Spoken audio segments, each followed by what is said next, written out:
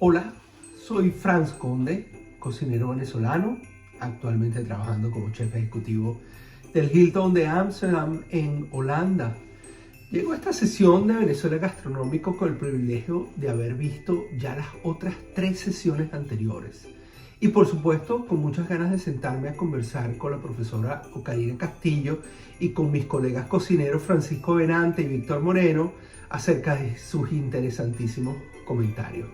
Pero como eso no es posible, lo haremos asincrónicamente a través de estos videos. La profesora Ocarina, por ejemplo, habló en su sesión de la yaca y la veía como una síntesis cultural y como una actividad donde el clan familiar se organiza y divide labores, es decir, como un proyecto mancomunado. Luego Francisco Benante y Víctor Moreno tocaron esa dimensión identitaria de la yaca, la que nos identifica como venezolanos en general o como caraqueños, andinos u orientales, por ejemplo, en lo particular, o inclusive como un objeto identitario tribal, digamos la yaca de los Pérez o la yaca de la familia González. Cada año además repetimos que no hay hallaca como la de mamá, lo que revela para los psicoanalistas una dimensión edípica que nos conecta amorosamente con nuestra madre, sea esta biológica o la que nos crió. Quiero agregar a esta gran conversación nacional sobre la yaca mis perspectivas desde los 30 años que tengo viviendo fuera de Venezuela. Son muchos años ya que me dan esa perspectiva histórica de la evolución de la cocina venezolana fuera de Venezuela. Cuando llegué a Inglaterra en 1994, país que fue mi casa por los primeros 12 años de este viaje de destierro, no existía en aquel entonces ninguna forma de conseguir algo venezolano en ese país, mucho menos hallacas. Los antojos de comida venezolana solo se podían satisfacer con encargos a personas que venían a visitarme, quienes contrabandeaban desde casabe hasta chorizos caropaneros. Más de una vez, mi mamá fue interrogada por oficiales de la aduana y su respuesta reiterativa en su inglés de Tarzán era Special Diet. Así, de contrabando y disfrazadas de alimento dietético especial, llegaron durante aquellos años del aún siglo XX algunas hallacas a la tierra de Shakespeare. En esos años ingleses tuve un restaurante parcialmente venezolano llamado Aragua, donde servía varios platos venezolanos como el pastel de polvorosa, el asado negro o cachapas inclusive. Pero hacer hallacas ya significaba una dificultad mayor por el problema de las hojas y de la masa. Les recuerdo que en aquellos años la harina pan no se exportaba. Eso cambió en algún momento del recién nacido siglo XXI, cuando algunos venezolanos que vivían en Londres descubrieron por pura casualidad que un abasto de portugueses vendía cachitos de jamón y harina pan. Eso por supuesto fue aprovechado rápidamente por esa pequeña colonia de venezolanos que vivíamos allí, y ya creo que desde el 2001 habían grupos de venezolanos reuniéndose para hacer hallacas gracias a este hallazgo de la harina precocida. El problema de las hojas era de alguna manera menor porque las hojas de plátano las usan también en las comidas de Asia, en Filipinas o Vietnam, por ejemplo, y esas comunidades ya tenían sus tiendas especializadas donde se conseguían esas hojas. La situación, como se pueden imaginar y saben, ha cambiado de manera radical y ya conseguir los ingredientes para las hallacas fuera de Venezuela no representa ningún obstáculo. Hay harina precocida por lo menos en 3 abastos y supermercados que quedan a menos de 150 metros de mi casa, acá en Ámsterdam. Y no es que estoy hablando de Madrid o de Miami, ciudades que cientos de miles de venezolanos han hecho su nuevo hogar. Estoy hablando de Ámsterdam, que es un país donde los venezolanos aún somos relativamente pocos.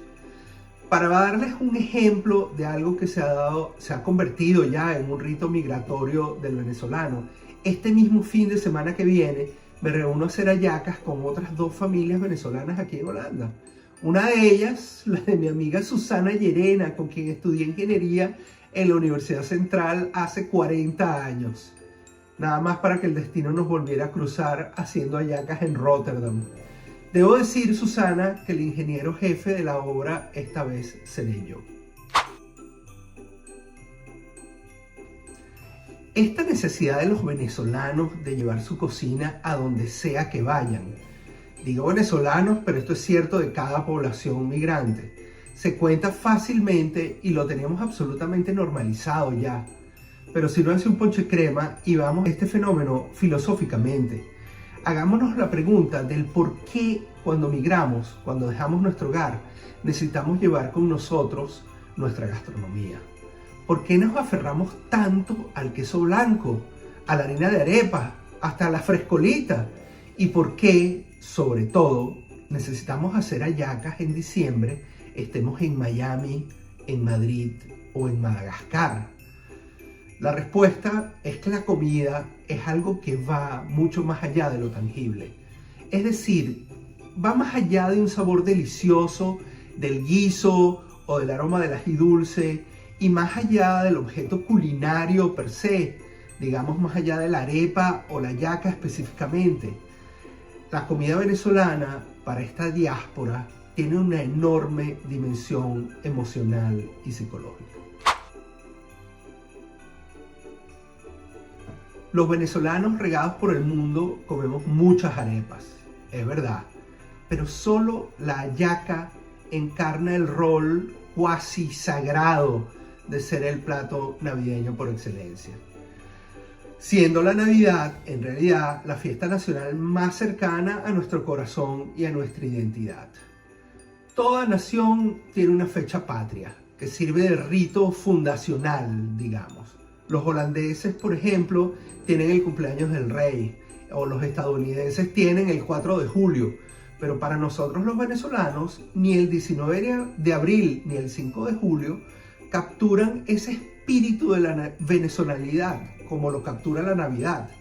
Seamos honestos, nuestro rito identitario más significativo no es un desfile militar en los próceres, ni vestirnos del tricolor nacional. Nuestro gran rito es sentarnos en familia con un plato navideño de hallaca, pan de jamón y ensalada de gallina. Para decirnos la terminología del filósofo Mircea Eliade, si acaso la venezolanidad fuese una religión, la hallaca entonces sería una hierofanía, es decir, nuestro gran objeto sagrado. El profesor Karina y mis colegas Víctor y Francisco citaron a Scanone como el gran codificador de la hallaca. Pero me pregunto si no hay también una especie de rol que depositamos en Scanone como un padre gastronómico simbólico que nos llevamos todos debajo del brazo en ese libro rojo que es ya parte obligada del equipaje del destierro.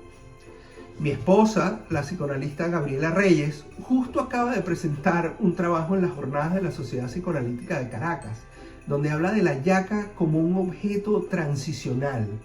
Es decir, como ese chupón o ese chupete, como dicen los argentinos, o como ese osito de peluche que nos permite separarnos gradualmente del seno del hogar hasta que logremos sostenernos firmes en este nuevo destino migratorio, sea el que sea.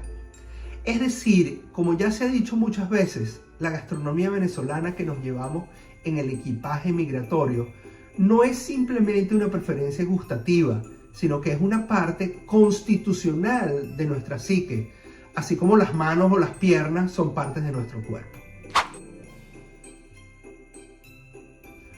Otra manera en que me gusta ver a la hallaca es como una narrativa que cuenta no solo nuestra historia cultural, sino que encarna nuestra historia emocional. La profesora Karina convincentemente sugiere que la hallaca que conocemos no es una comida que se inventa de la noche a la mañana, sino que más bien se va formando con ingredientes, influencias y técnicas que se van incorporando a través de las décadas.